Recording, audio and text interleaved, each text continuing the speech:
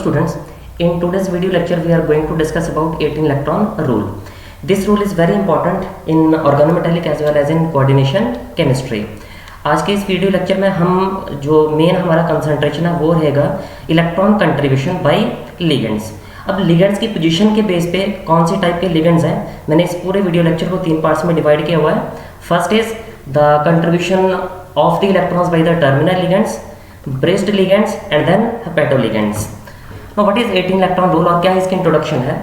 This rule was formulated by Irving Langmuir in 1921.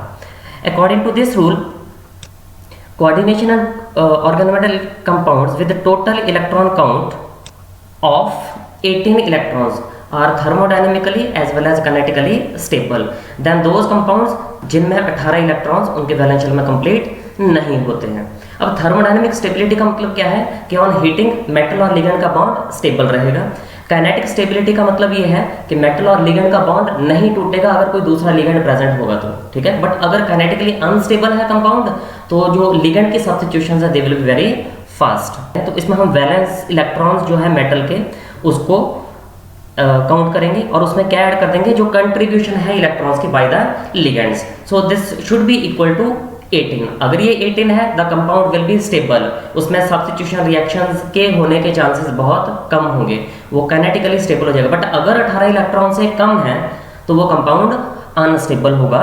जहां पर 18 electron से कम है that compound is called coordinately unsaturated. उसको हम कहेंगे coordinately unsaturated. Means there is chance of adding some ligands to it. क्योंकि अगर कंपाउंड के 18 इलेक्ट्रॉन पूरे नहीं है तो compound will try to complete 18 electrons, तो उसमें कुछ ऐड कर सकते हैं और जिसमें कुछ ऐड कर सकते हैं वो होंगे अनसैचुरेटेड. बट जिनमें 18 इलेक्ट्रॉन्स कंप्लीट हैं those compounds are called coordinatively saturated compounds. These compounds are stable. ये जो कंपाउंड्स हैं जो सैचुरेटेड हैं ये स्टेबल होंगे और ये जो कंपाउंड हैं they will be unstable. Okay, the next is अब कंट्रीब्यूशन लिगेंड्स की जो है कंट्रीब्यूशन जो इलेक्ट्रॉन्स की है बाय द लिगेंड्स अटैच्ड वो किस तरह से होगी उसके बारे में अब हम डिस्कस कर रहे हैं. कौन कौन से मेथड्स हैं इलेक्ट्रॉन्स काउंट करने के by the ligands. So overall अगर क्लासीफाई किया जाए तो हमारे पास 2 मेथड्स हैं इलेक्ट्रॉन काउंट करने के लिगेंड्स के. फर्स्ट इज कोवलेंट और neutral atom method and the second one is ionic और oxidation state method. First case में हम सिंपल एटम्स को कंसीडर करेंगे as in their neutral form, जैसे H हो गया, Cl है, Br है, मिथाइल है, सिंपल जो कोवलेंट बॉन्ड की फॉर्म में है. बट जो आयनिक फॉर्म्स है उसमें H नहीं कंसीडर करेंगे, उसमें H नेगेटिव कंसीडर करेंगे, Cl नेगेटिव कंसीडर करेंगे, Br नेगेटिव कंसीडर करेंगे, CH3 नेगेटिव. इस तरह से हम लिगेंड्स को उनकी आयनिक फॉर्म में कंसीडर करेंगे. एज वेल एज मेटल भी क्या होगी अपनी कोई ना कोई ऑक्सीडेशन स्टेट में वो चार्ज्ड फॉर्म में नजर आएगी. यहाँ पे metal as well as ligands they all are considered to be neutral. Okay, और इस केस में मेटल और लिगेंड्स ये सारे के सारे कंसिडर होंगे charged. Okay, however I think this method is much better as compared to ionic or oxidation state method. Now terminal ligands, बहुत सारे लिगेंड्स हैं जो टर्मिनली प्रेजेंट होंगे मेटल के साथ बॉन्ड बनाएंगे. और कौन कौन से लिगेंड्स हैं और उनकी क्या कंट्रीब्यूशन होगी कोवलेंट मेथड में और आयनिक मेथड में. तो सबसे पहले हम बात करते हैं कुछ न्यूट्रल लिगेंड्स की. बहुत कॉमन से जो न्यूट्रल लिगेंड्स हैं वो है वाटर, कार्बन मोनोऑक्साइड, अमोनिया, फॉस्फीन्स. ये फॉस्फीन्स जो है ये मिक्स्ड फॉस्फीन्स भी हो सकती हैं, मिक्स्ड फॉस्फीन्स. इसके अलावा tri alkyl phosphines, tri alkyl amines, even mixed amines also. ये जितने भी लिगेंड्स हैं ये सारे के सारे कोवलेंट मेथड में भी 2 इलेक्ट्रॉन्स की कंट्रीब्यूशन शो करेंगे और आयनिक मेथड में भी 2 इलेक्ट्रॉन्स की ही कंट्रीब्यूशन शो करेंगे। एज कम्पेयर टू अदर जो ये न्यूट्रल मॉलिक्यूल्स थे, अब हम एटम्स की बात करें। एटम्स में जैसे आपके पास है H, halogens, alkyl groups. Alkyl groups कौन कौन से हो सकते हैं? They can be methyl, ethyl, propyl, isopropyl etcetera. Phenyl groups हो जिसके लिए ARB लिखा जाता है, अराइल के लिए लिख देते हैं। Then we have SR groups, we have alkoxy groups, alkoxides इनके लिए क्या देते हैं हम, असाइल ग्रुप्स, RCO कहीं पे भी लिगेंड हो। Then we have OH hydroxy, we have NH2, we can have CN negative, we can have NC negative, we can have SCN negative, NCS negative, ये सारे एम्बिडेंट लिगेंड्स हैं। इसके अलावा NO2 negative, acetate, CH3CO negative. So these ligands are contributing one electron in covalent method whereas 2 electrons in ionic method. ये जो जितने भी ligands आप यहाँ पे आपको मेंशन करके दे रखे हैं नाइट्रेट एसीटेट तक के, ये सारे के सारे लिगेंड्स, इन सभी लिगेंड्स की जो कंट्रीब्यूशन है कोवलेंट मेथड में हम 1 काउंट करेंगे, whereas in case of ionic methods इनकी जो कंट्रीब्यूशन है वो 2 आएगी। कुछ और भी लिगेंड्स हैं जिनके बारे में अब मैं डिस्कस करने जा रहा हूँ, टर्मिनली होंगे, ये बहुत इंपॉर्टेंट है। We have NO nitric oxide है, ये 2 फॉर्म में बॉन्ड बना सकता है। एक है इसकी बेंट फॉर्म, बेंट फॉर्म में ये बेसिकली NO नेगेटिव फॉर्म में एग्जिस्ट करता है। और बेंट फॉर्म क्यों बनती है? Because of presence of, there is presence of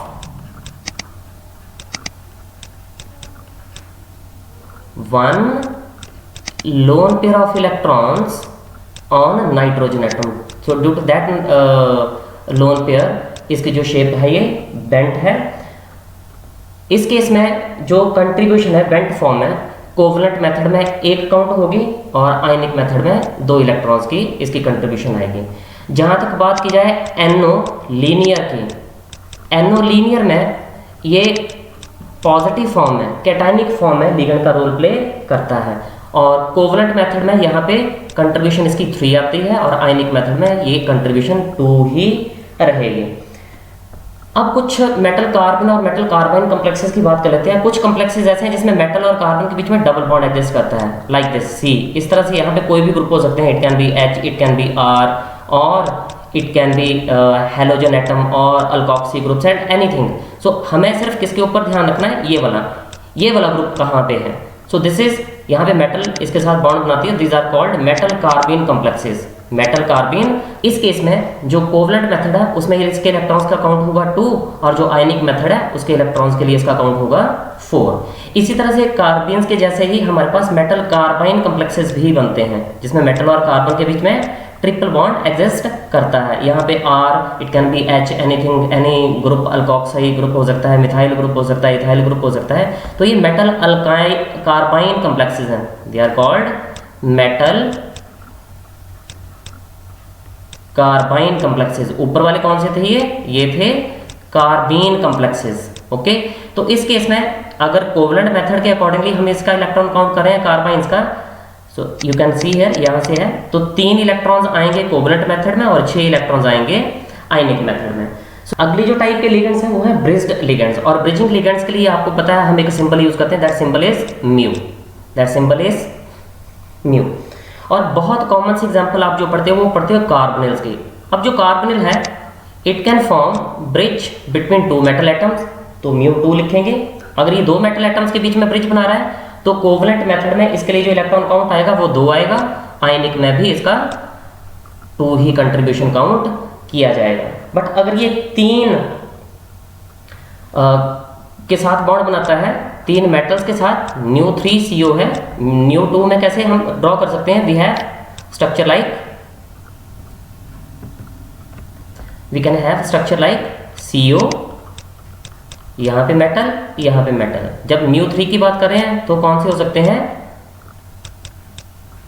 3 metals के साथ ही बॉन्ड बना रहा है, तो ये μ3 वाला केस है और ये μ2 वाला केस है। टर्मिनल हम पीछे पढ़ चुके हैं, तो ये हमारे पास केस आएगा दोनों केसेस में, वट एवर द कंडीशन में भी, वेदर इट इज μ2 और μ3, the contribution is always 2 in case of covalent method as well as in ionic method. तो यहाँ पे कार्बनिक के लिए चाहे वो चाहे 2 मेटल्स के साथ CO जो है ब्रिज बना रहा है, चाहे वो 3 मेटल्स के साथ ब्रिज बना रहा है, कंट्रीब्यूशन हम हमेशा 2 ही काउंट करेंगे। इसके अलावा अगर ब्रिजिंग की बात की जाए फॉस्फीन्स के लिए, जैसे ये है MPR2, इस तरह का कोई भी केस हो, यहाँ पे R it can be methyl, ethyl, phenyl, whatever group is there, आप कोई भी यहाँ पे काउंट कर सकते हो। तो ये इस तरह से भी लिख सकते हैं हम MPPH2, 2 मेटल के बीच में ब्रिज बन रहा है। तो इन दोनों केसेस में जो कंट्रीब्यूशन आती है, अगर कंसीडर कर रहे हैं आयनिक मेथड तो कंट्रीब्यूशन 3 इलेक्ट्रॉन्स की होगी, और सॉरी कोवलेंट मेथड में कंट्रीब्यूशन 3 इलेक्ट्रॉन्स की होगी, और आयनिक मेथड में ये जो कंट्रीब्यूशन है वो 4 इलेक्ट्रॉन्स की होगी। अब ये होता कैसे है, मैं थोड़ा सा इसके बारे में डिटेल में एक्सप्लेन कर रहा हूँ। फॉस्फीन्स यू नो, इस तरह से फॉस्फीन्स है हमारे पास, मैंने एक ट्राई अल्काइल फॉस्फीन यहाँ पे लिख दी, इसके पास पहले ही ऑलरेडी एक लोन पेयर ऑफ इलेक्ट्रॉन्स है। तो अगर हम नॉर्मल कंडीशंस में इसकी बात करेंगे तो ये 2 इलेक्ट्रॉन्स आयनिक मेथड में और 2 इलेक्ट्रॉन्स कोवलेंट मेथड में कंट्रीब्यूट करता है। बट अगर यहाँ से एक अल्काइल ग्रुप कम कर दिया जाए, लाइक दिस, यहाँ से मान लीजिए एक अल्काइल ग्रुप कम कर दिया, तो अगर कोवलेंट मेथड स्टडी कर रहे होंगे तो इस केस में जो इलेक्ट्रॉन काउंट आएगा वो काउंट आएगा 3, क्योंकि एक बॉन्ड इधर होगा, एक पेयर ये होगा, टोटल 3 इलेक्ट्रॉन्स का। एक तरफ मेटल से ये बॉन्ड बना लेगा, दूसरी तरफ मेटल के साथ ये बॉन्ड बना लेगा, तो 2 यहाँ पे और एक ये 3, तो हमारे पास 3 इलेक्ट्रॉन्स की कंट्रीब्यूशन ये टोटल काउंट करेंगे इसके लिए। बट अगर हमारे पास आयनिक मेथड की बात करते हैं तो आयनिक मेथड में it is in the form like this, एक एक्स्ट्रा इलेक्ट्रॉन तो नेगेटिव चार्ज आ गया, तो यहाँ पे अब टोटल कितने इलेक्ट्रॉन्स की डोनेशन हो रही है, 4 की, 2 यहाँ से और 2 यहाँ से, तो एक मेटल के साथ बॉन्ड इधर बनेगा, एक इधर बनेगा, बट इलेक्ट्रॉन्स का जो काउंट है वो हम काउंट करेंगे 4 in case of di alkyl phosphines if they are forming bridge. अब जो नेक्स्ट है, इसी तरह से जो एमीन कॉम्प्लेक्सेस हैं उनके लिए भी सेम वैसे ही चलता है।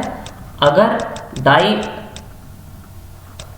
ये कॉम्प्लेक्स हो, इसमें म्यू NH2 आ रहा है, अमाइड ग्रुप है ये, अगर इसी तरह से N के साथ जो H है वो हटा के अल्काइल ग्रुप्स लगा दिए जाएं 2, वो भी ब्रिजिंग शो कर रहे हैं, तो ये भी सारे μ2 कॉम्प्लेक्सेस हैं, μ2 NH2 कह लो या μ2 NR2 कह लो।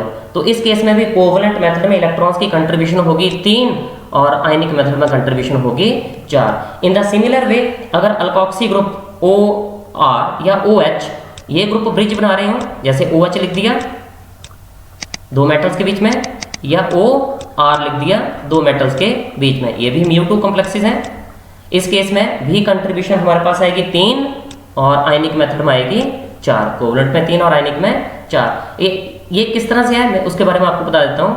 ये है आपके पास OR, एक बॉन्ड ये नॉर्मली बनाता है, इसके ऊपर ऑक्सीजन के ऊपर 2 लोन पेयर इलेक्ट्रॉन्स के, ये मेटल है। तो अगर कोवलेंट मेथड कंसीडर करेंगे और ब्रिजिंग की बात कर रहे हैं तो एक बॉन्ड एक लोन पेयर के साथ बन जाएगा, एक ये कोवलेंट बॉन्ड बनेगा। अब कोवलेंट बॉन्ड में एक इलेक्ट्रॉन काउंट करेंगे, सो 2 इलेक्ट्रॉन इधर से आए और एक ये 3 हो गए। बट यही अगर आयनिक मेथड की बात करेंगे तो यहाँ पे भी एक फुल फ्लैश्ड पेयर बन जाएगा और हमें अब 4 इलेक्ट्रॉन्स काउंट करने हैं इस केस में। तो यहाँ पे इस तरह से मेटल के साथ बॉन्ड बनेगा टुवर्ड दिस साइड, ठीक है। तो अब इलेक्ट्रॉन्स का काउंट 4 होगा।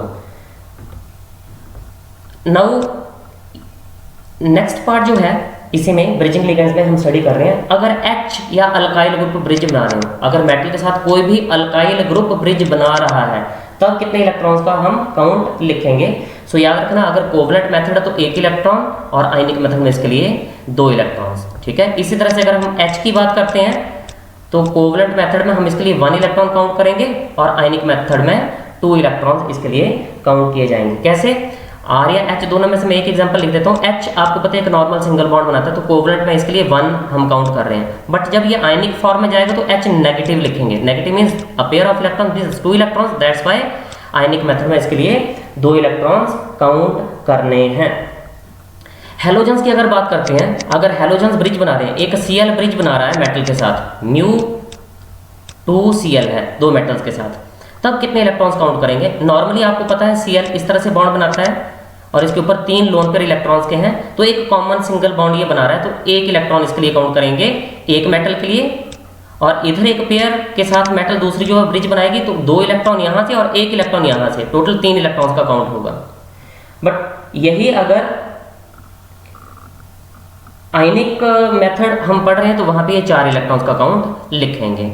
ये तो था जहां पे मेटल क्लोरीन के साथ जो 2 मेटल्स है वो बॉन्ड बना रही है। अगर मेटल्स 3 हो, मेटल के 3 एटम्स हो, Cl triple bridge structure show कर रहा हो, μ3 टाइप अरेंजमेंट शो कर रहा है Cl, तब कितने इलेक्ट्रॉन्स काउंट करेंगे? तो एक इलेक्ट्रॉन फिर यहाँ पे और आ जाएगा, एक और मेटल के साथ ये शेयरिंग करेगा, तो एक इलेक्ट्रॉन इधर आया, 2 इधर है, 2 इधर है, तो कोवलेंट मेथड में 5 आ गए, बट यही आयनिक मेथड में कितने होंगे? 6 इलेक्ट्रॉन्स की ये टोटल डोनेशन शो करेगा। सो ये तक था आपके पास एटम्स के लिए ब्रिजिंग लिगेंड्स में कुछ ना कुछ कंट्रीब्यूशंस कैसे आ रही है दैट। अब हम कुछ ऑर्गेनिक के मॉलिक्यूल्स के बारे में बात कर रहे हैं, वो कैसे ब्रिज बनाएंगे और किस तरह से वो इलेक्ट्रॉन्स की कंट्रीब्यूशन शो कर सकते हैं। अल्काइंस के बारे में आप जानते हो कि अल्काइंस में कार्बन के बीच में ट्रिपल बॉन्ड है, तो एक डबल बॉन्ड एक मेटल के साथ बॉन्ड बना सकता है, दूसरा डबल बॉन्ड दूसरे मेटल के साथ बॉन्ड बना सकता है। तो यहाँ पे जो ईटा 2 अल्काइंस है, ईटा 2 अल्काइंस, वो कितने इलेक्ट्रॉन्स डोनेट कर रही हैं? 4, चाहे वो कोवलेंट मेथड हो चाहे वो आयनिक मेथड हो, क्योंकि अल्काइंस आर न्यूट्रल, वहां पे कोई भी चार्ज नहीं है, तो 4 इलेक्ट्रॉन्स की अकाउंट शो करेंगे। इसी तरह से अगर मैं एक और मॉलिक्यूल लिखूं यहाँ पे ब्यूटाडाइन ब्रिज बना सकता है ये 2 मेटल्स के बीच में, एक मेटल इधर एक मेटल इधर, ठीक है। तो यहाँ पे भी टोटल कितने इलेक्ट्रॉन्स की ये डोनेशन शो कर रहा है? कोवलेंट मेथड में भी 4 होंगे और आयनिक मेथड में भी ये 4 इलेक्ट्रॉन्स की ही डोनेशन होगी इस केस में। एक केस अगर अल्कोक्सी वाला हो, ये पीछे छूट गया, मैं इसको दोबारा करवाता हूं। अगर अल्कोक्सी में भी हमारे पास μ3 स्ट्रक्चर बन रहा है तो उसके लिए कैसे होगा? अल्कोक्सी आप अच्छी तरह से जानते हो, OR ये है, 2 इलेक्ट्रॉन के पेयर्स है इसके पास, मान लो ये मेटल के साथ बॉन्ड बना है, तो 1 इलेक्ट्रॉन की कंट्रीब्यूशन यहाँ है, 2 ये 2 ये, टोटल कितने इलेक्ट्रॉन्स की कंट्रीब्यूशन होगी? अगर एक ही मेटल के साथ डबल ब्रिज बना रहा है तो 2 इलेक्ट्रॉन ये है, एक ये है, 3 हो गए, बट एक और मेटल के साथ बॉन्ड बना रहे हैं तो 5 हो गए। बट यही आयनिक के केस में क्या होगा? 6 हो जाएंगे, क्योंकि उस केस में जो OR बनेगा वो that will be negatively charge, एक मेटल इस तरफ बॉन्ड बनाएगी, दूसरी मेटल इस तरफ बॉन्ड बना लेगी और तीसरी मेटल इतनी, तो टोटल कितना इलेक्ट्रॉन काउंट आ रहा है हमारे पास? 6 इलेक्ट्रॉन्स की टोटल कंट्रीब्यूशन शो करेंगे, ठीक है। ये अल्कोक्सी ग्रुप के लिए था। अगर अल्कोक्सी ग्रुप मेटल 3 मेटल्स के साथ ये बॉन्ड बनाता है, तो ये तो था ब्रिजिंग लिगेंड्स के बारे में। जो नेक्स्ट है हमारे पास वो है हेपेटो लिगेंड्स। सो सबसे पहले हमें एक टर्म समझनी है, ये हेपेटो वर्ड क्या है? This hapto word comes from hapticity. Hapticity के लिए आपने सिंबल पढ़ा हुआ है ईटा, जैसे आप अल्कीन पढ़ते हो इथीन, इथीन में जो पाई इलेक्ट्रॉन क्लाउड है वो 2 कार्बन एटम्स के ऊपर डिस्ट्रीब्यूटेड, तो उसको कह देते हैं हम ईटा 2। यही अगर मैं प्रोपीन की बात करूँ, खास ब्यूटाडाइन की बात करते हैं, प्रोपीन की नहीं अभी, तो ब्यूटाडाइन है, इसमें जो पाई इलेक्ट्रॉन क्लाउड है वो 4 एटम्स के ऊपर शिफ्टेड है, 1 2 3 4, तो इसको कहेंगे ईटा 4 ब्यूटाडाइन सिस्टम। बेंजीन की अगर बात करें, बेंजीन में आपको अच्छी तरह से पता है देयर आर 6 इलेक्ट्रॉन्स, तो इसको लिखेंगे eta 6 because your total electron density that is distributed over 6 carbon atoms, okay. So that is known as hapticity. यहाँ पे अगर हाइड्रोजन के साथ वैलेंसीज पूरी करनी है तो ये है। एक अलाइन सिस्टम है हमारे पास, ये था CH डबल बॉन्ड CH2, यहाँ भी रेजोनेंस की वजह से ये सारी की सारी इस तरह से है, तो ये 3 कार्बन एटम्स के ऊपर इलेक्ट्रॉन डेंसिटी शिफ्टेड है, तो it is called eta 3 allyl system, eta 3 allyl. तो किस तरह से इलेक्ट्रॉन्स का काउंट करना है इनके लिए वो अब हम स्टडी कर रहे हैं। सबसे पहले बात करते हैं साइक्लोपेंटाडाइइनल की, because this is very important. Cyclopentadienyl basically तो ये कंपाउंड है, ये साइक्लोपेंटाडाइईन से बनता है। अगर इसका एक H निकाल दिया जाए, H पॉजिटिव यहाँ से रिमूव कर दिया जाए बेस डाल के, सो हमारे पास क्या बचता है? We are left with this species, यहाँ चार्ज आ जाएगा negative, and due to resonance ये नेगेटिव चार्ज पूरे रिंग के ऊपर डिस्ट्रीब्यूट कर जाएगा, और पूरे रिंग के ऊपर डिस्ट्रीब्यूट करने की वजह से ये जो टोटल 6 इलेक्ट्रॉन हो गए, 2 यहाँ से आए इस पाई बॉन्ड से, 2 इस पाई बॉन्ड से, 2 ये 6 इलेक्ट्रॉन हो गए। बट किस केस में? When it is ionic in nature, तो उस केस में आयनिक मेथड में 6 इलेक्ट्रॉन काउंट करेंगे। इन केस ऑफ कोवलेंट मेथड हमारे पास ये जो बॉन्डिंग होगी उसमें ये 5 इलेक्ट्रॉन काउंट करेगा। अगर ये पूरी इलेक्ट्रॉन डेंसिटी हम काउंट कर लेते हैं, सभी के ऊपर इलेक्ट्रॉन्स रेजोनेट कर रहे हैं। तो एक कॉमन सी बात आपने यहाँ पे लिखनी है, इंपॉर्टेंट है ये, कि कोवलेंट मेथड में, इन कोवलेंट मेथड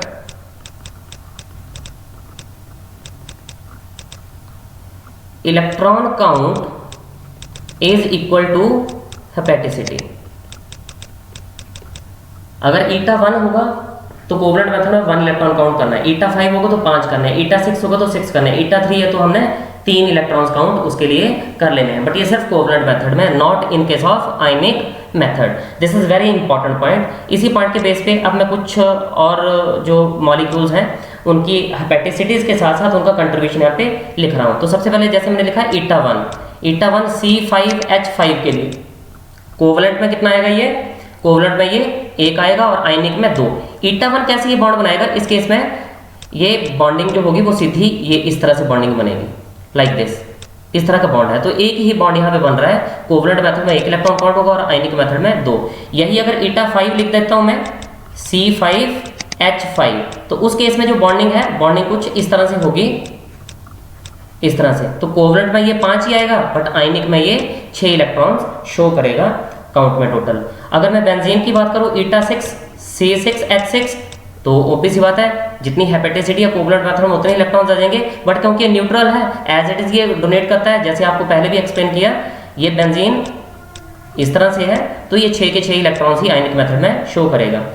एक और मैं यहाँ पे लिख रहा हूँ ईटा 3 अलाइल सिस्टम, ईटा 3 अलाइल, तो कोवलेंट में ये 3 ही आएगा बट आयनिक में ये 4 इलेक्ट्रॉन्स शो करेगा। अलाइल सिस्टम क्या होता है, इस तरह से है, ठीक है। और रेजोनेंस की फॉर्म अगर इसको दिखाना हो तो we can represent it like this. Eta 2 की बात करते हैं, ईटा 2 भी न्यूट्रल ही है, C2H4 इथीन के लिए आ गया, सिंपल इथीन है ये। 2 इलेक्ट्रॉन कोवलेंट में और 2 ही इलेक्ट्रॉन इसके आयनिक मेथड में आएंगे। कुछ और मॉलिक्यूल्स भी हैं, फॉर एग्जांपल कुछ और मॉलिक्यूल्स भी हैं like propane CH3CH double bond CH2। तो इस केस में क्या है, एक ही पाई बॉन्ड है, तो इसके लिए लिखेंगे हम ईटा 2, क्योंकि ये जो इलेक्ट्रॉन पेयर है ये 2 ही कार्बन एटम्स के ऊपर रिजोनेट करेगा, तो ईटा 2 लिखेंगे।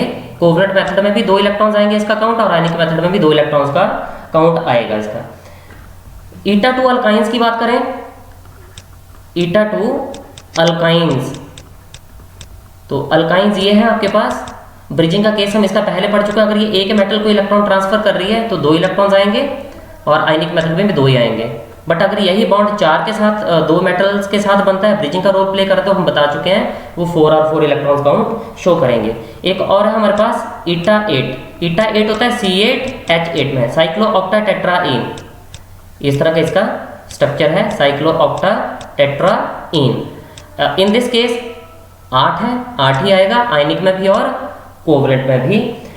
अगर बात करें ब्यूटाडाइन की, ब्यूटाडाइन अगर मेटल के साथ बॉन्ड बनाएगा due to resonance like this, तो 4 इलेक्ट्रॉन्स काउंट होंगे कोवलेंट में, 4 ही आयनिक में, ठीक है। और ये होगा ईटा 4 वाला केस। ब्यूटाडाइन का केस भी है हमारे पास, साइक्लोब्यूटाडाइन साइक्लिक फॉर्म में जो है वो कैसे है, you can see here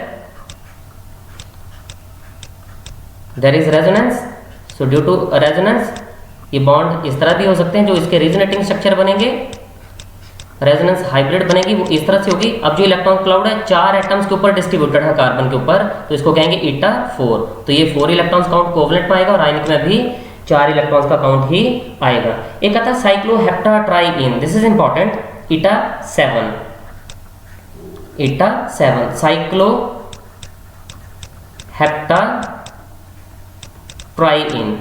structure क्या है इसका, 7 कार्बन एटम्स हैं, 1 डबल बॉन्ड, दूसरा, तीसरा, और यहाँ पे H है और साथ में चार्ज है पॉजिटिव, तो ये पॉजिटिवली चार्ज लिगेंड है, इसके ऊपर जो फॉर्मल चार्ज है +1 है।